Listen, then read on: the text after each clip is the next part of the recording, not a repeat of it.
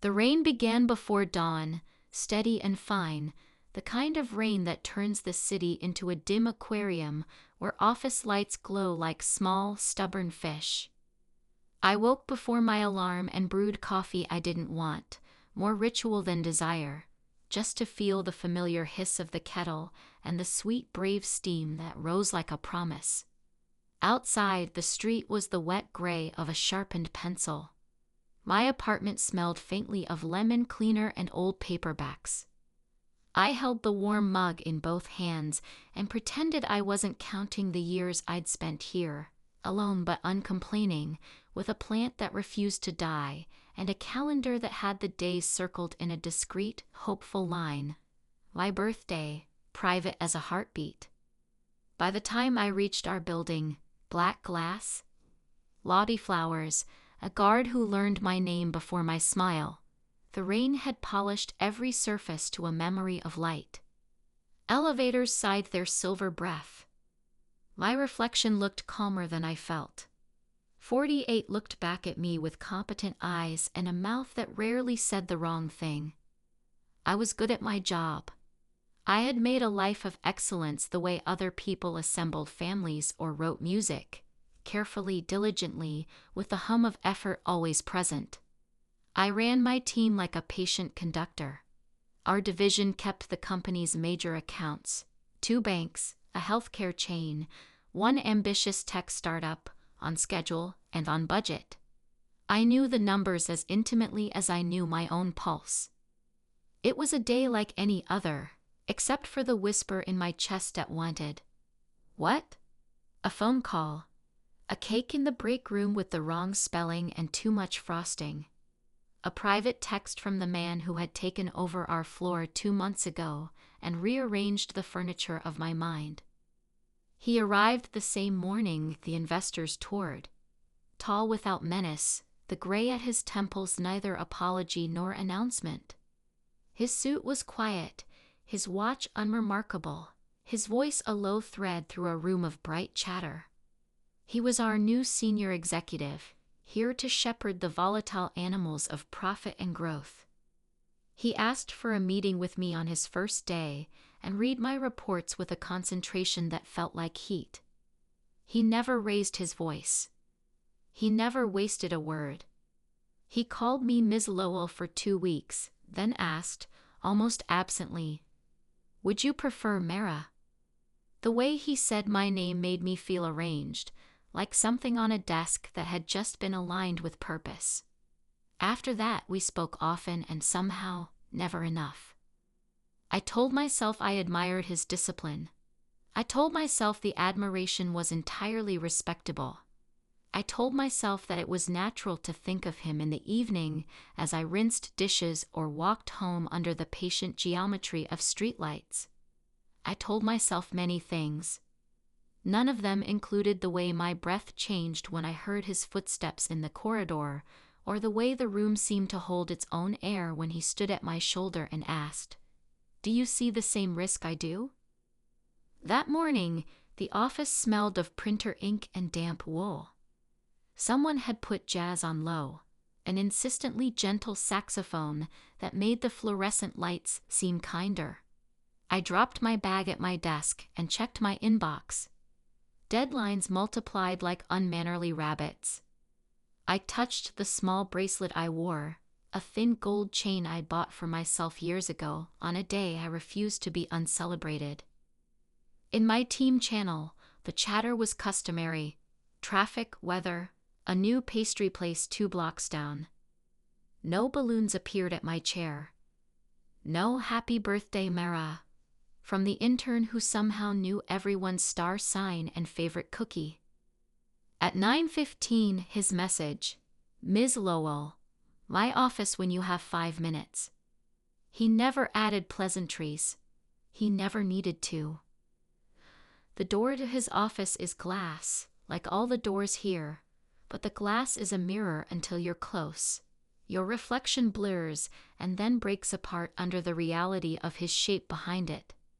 He was standing when I entered, looking out at the rain-streaked city, fingers resting lightly on the back of his chair. He said my name in that careful way that acknowledged the space I took up and the space I preferred not to take. "We need to move the Willow Crest presentation up," he said. "The board wants it next Friday instead of the following Wednesday."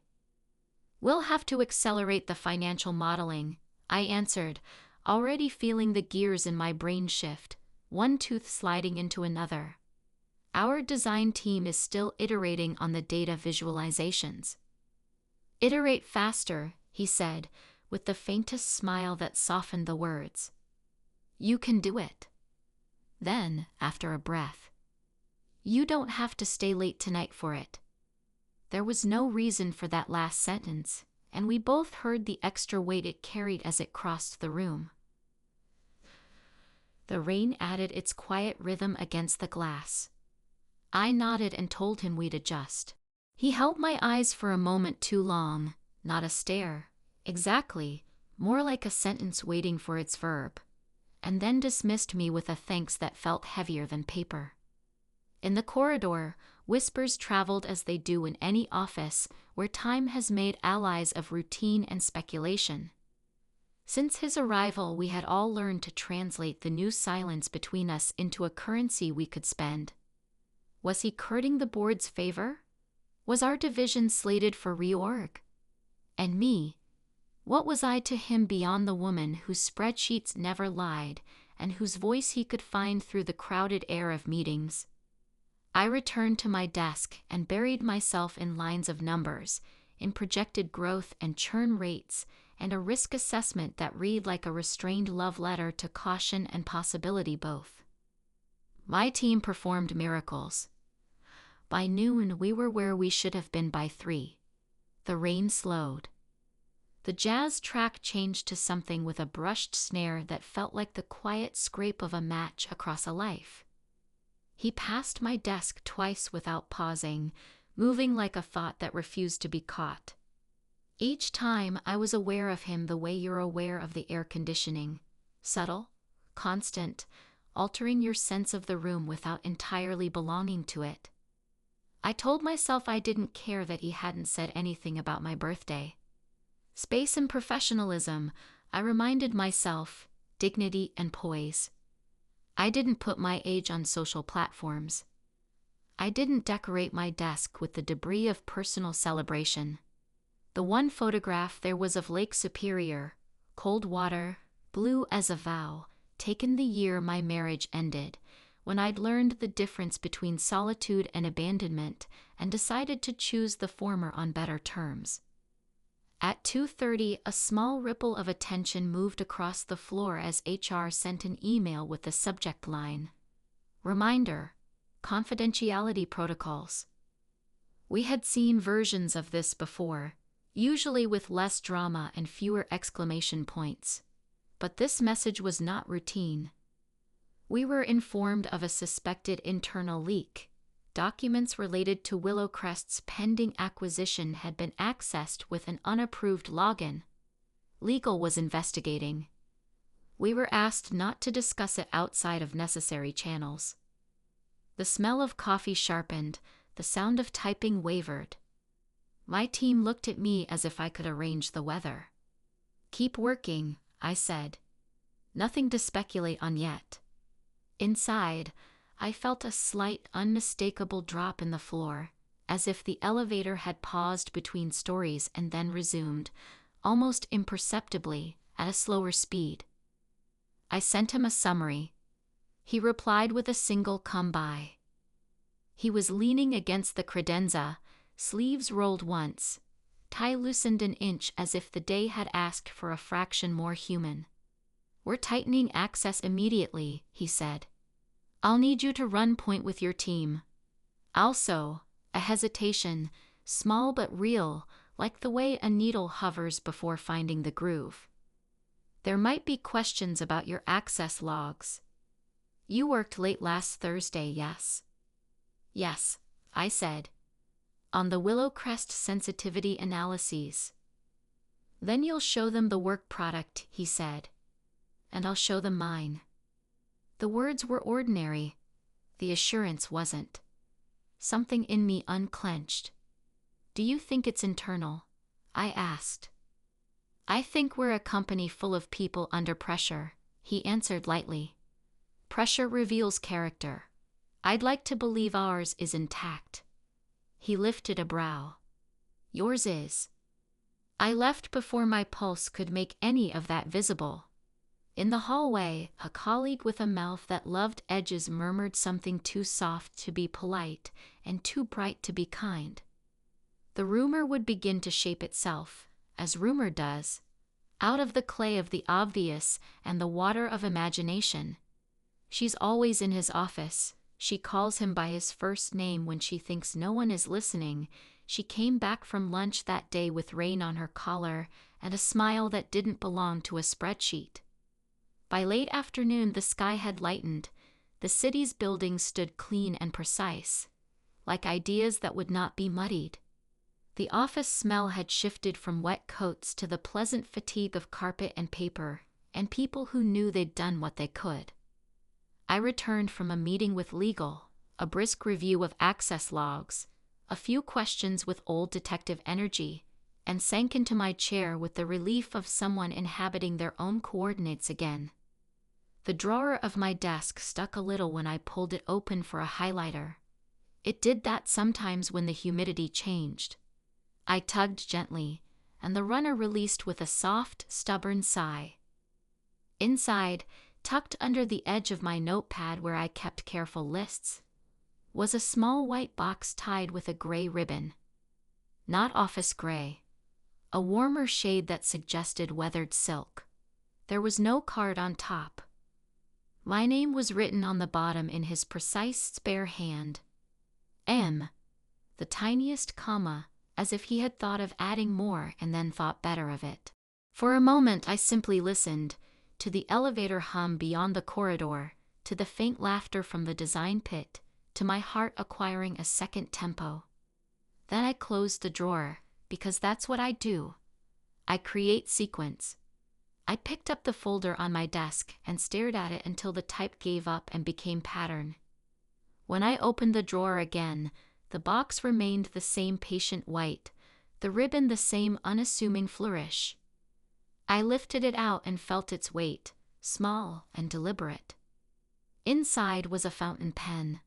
Not ostentatious, no gold filigree, no ornament for ornament's sake.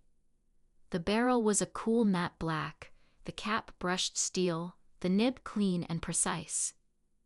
On the underside of the cap, tiny engraved letters, 1989. A year. My year.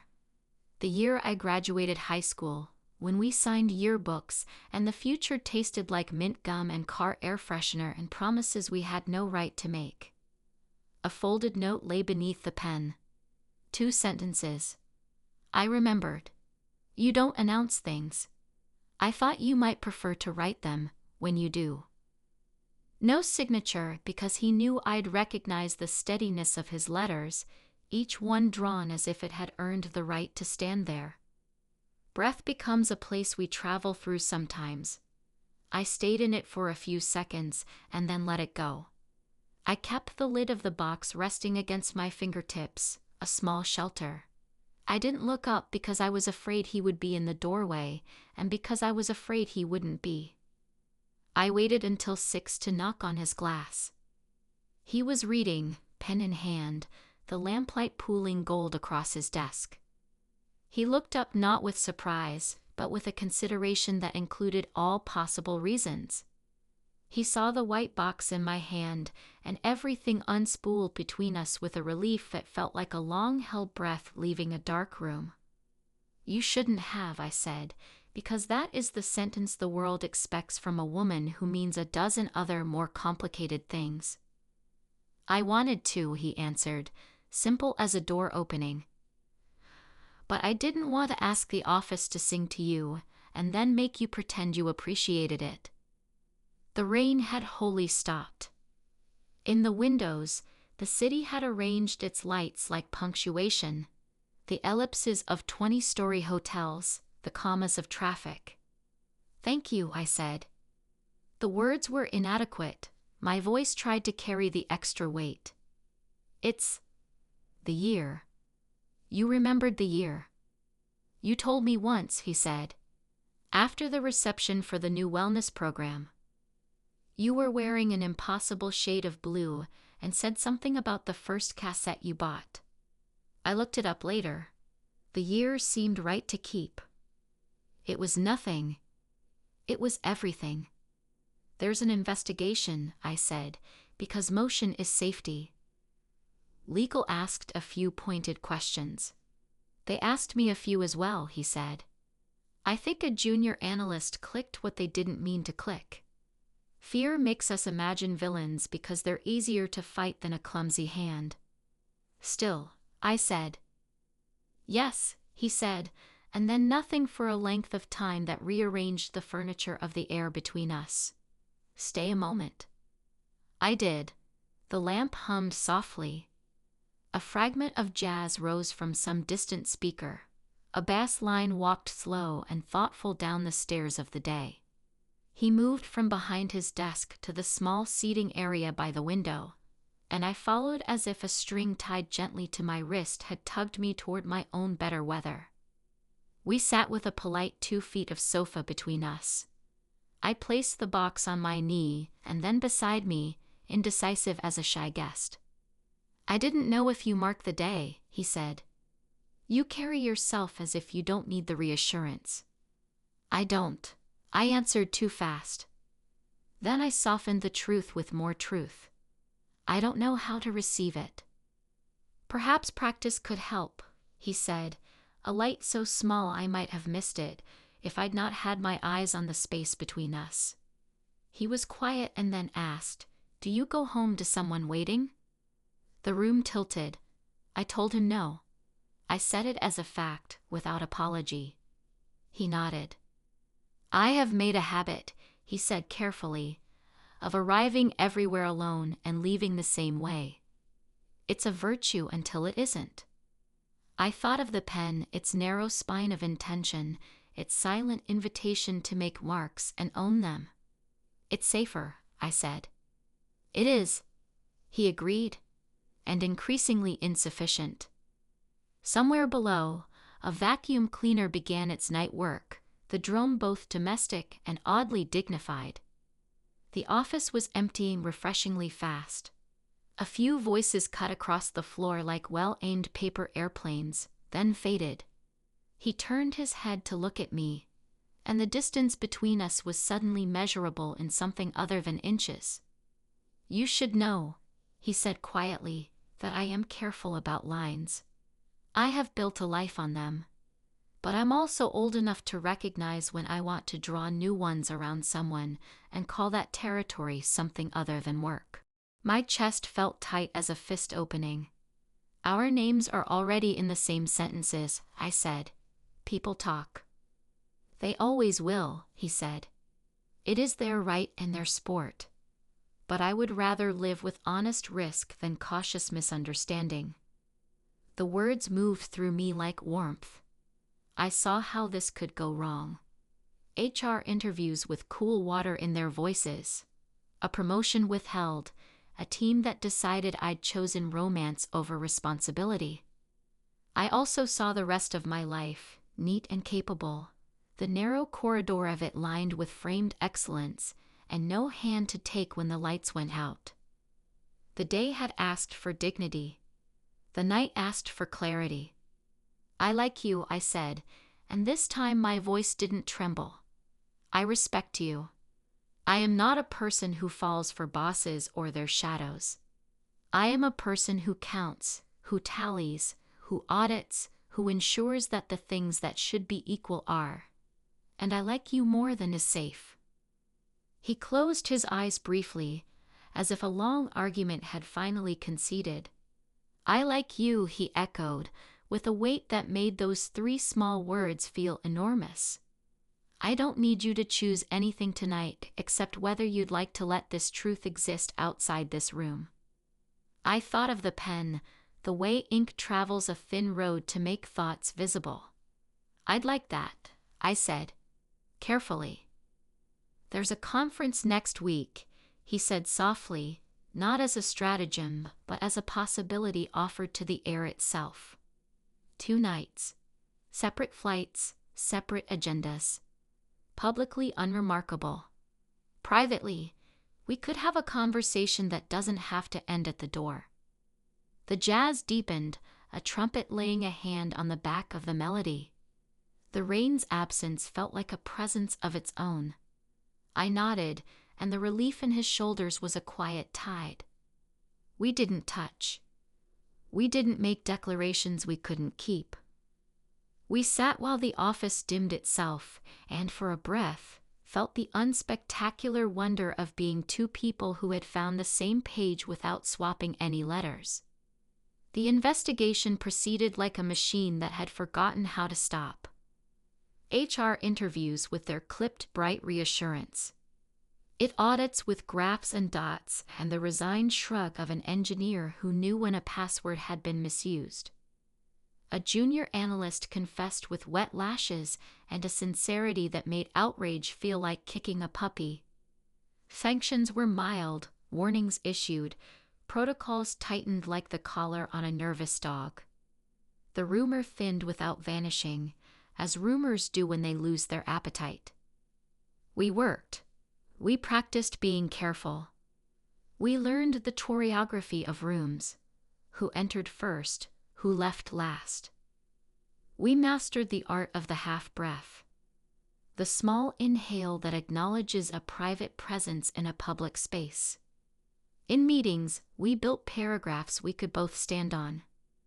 On calls, if his voice dropped a register, mine rose half a step to meet it, and the duet of competence could be heard from down the hall. The pen sat in my top drawer wrapped in its ribbon, and sometimes when the day emptied out and I needed a reminder that my life could be clean and also tender, I uncapped it and signed something that didn't require a signature. At the conference, the hotel chandeliers looked like a net cast for light and catching only the bravest pieces. We were decorous and separate in ballrooms, diligent and distant in workshops. Later, when the floors had thinned to footsteps that knew where they were going, we met by accident at the elevators and rode together in a cube of quiet where the numbers above the door were the only witnesses. In his room, the bed was too big, and the air smelled of nothing on purpose. We stood by the window as if the city needed an audience. He said my name with the care of a calligrapher. I touched the back of his hand with my fingertips and felt a small amazement travel from my skin into the space between us. The night faded around us, leaving only breath and promise. We were prudent. We were alive. We were a story 2 grown people told themselves with the grace of those who have broken and rebuilt and refused to mistake drama for love. Weeks became months. Work filled and emptied like the tide. He made room for my competence to shine without trying to own it. I made room for his certainty without letting it narrow the map. When Willow Crest closed, the board applauded mildly, and the market barely noticed, as markets don't when you've done your job exactly as the world demands. One evening in late spring, the city was washed in that thin gold that makes buildings look like saints. We stayed late for a reason that escaped me as soon as the reason wasn't needed anymore. He took off his jacket and draped it over his chair as if we had a home and a habit. I worked until numbers became weather, and then I rose, stiff and satisfied. In the corridor, the lights hummed like domesticated bees. At my desk, I opened my top drawer and touched the pen. Something moved in me, a quiet rearrangement like a book sliding into its right place on a shelf. He was at my shoulder, not close enough to startle, close enough to change the air. "Come look," he said, and I followed him to the window where the city had learned a new color for itself. We stood and watched people far below decide what to do with their evenings. He didn't touch me. He didn't have to. "I'll drive you home," he said casually, which meant carefully. "All right," I said. On the way down, the elevator paused 2 floors early, and the doors opened on our colleague with her gossip-bright eyes. She smiled, but not cruelly. The rumor had eaten, and perhaps it was finally full. The doors closed again with the soft seal of a decision made. In the lobby, the guard nodded at us as if we were a single sentence he'd read before. Outside, the air smelled like warm stone and new rain remembering old tricks. In his car, we were 2 people who had chosen to be kind, first to ourselves and then to each other. He drove in a slow lane and didn't pretend he liked that. I watched the city pass and felt myself belong to it in a way that had nothing to do with real estate and everything to do with breath. At my building, he parked and turned the engine off and looked at me with that same steady invitation that began this, not so long ago, but also a lifetime. "Come up," I said, because choice is the most intimate word. We didn't make a ceremony of it. We didn't ask the night to bless us.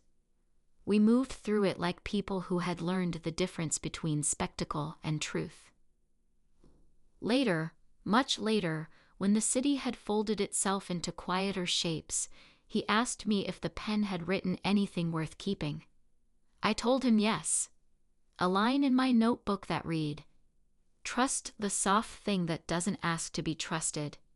He laughed, low and disbelieving, and so sincere it nearly broke me. By the time summer settled, the office had adjusted to us the way people adjust to facts. Grudgingly, then comfortably, and finally with a shrug that confessed it had always been so. HR remained satisfied with our disclosures. The junior analyst thrived in a new role with fewer passwords and more mentorship. The startup we'd shepherded went public and sent us a plant we couldn't keep alive. We kept a different kind of thing alive instead.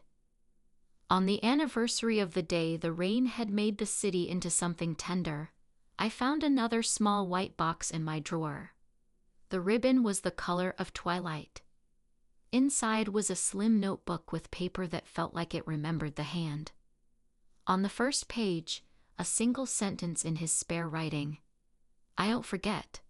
It wasn't a vow. It was better. It was a description of a habit he had made of me. I wrote under it, with the pen he had given me on the day, "I thought he'd forgotten me. Nor do I." The office lights dimmed one by one as evening arrived, reluctant and beautiful. In the glass, our reflections stood near each other, not overlapping, like 2 notes in the same bar that make a harmony you only hear fully when the rest of the instruments fall silent. The building hummed. Somewhere a saxophone practiced a scale it had learned long ago. I put the notebook back in the drawer and locked it, not because it needed protection, but because some things ask for the ceremony of safekeeping. When I looked up, he was there, exactly where I expected him to be, his shadow lingering near mine as if it had a memory and a will of its own. We stayed that way until the sky decided to let go of the day. And we let go with it, into a night we had earned the right to call ours.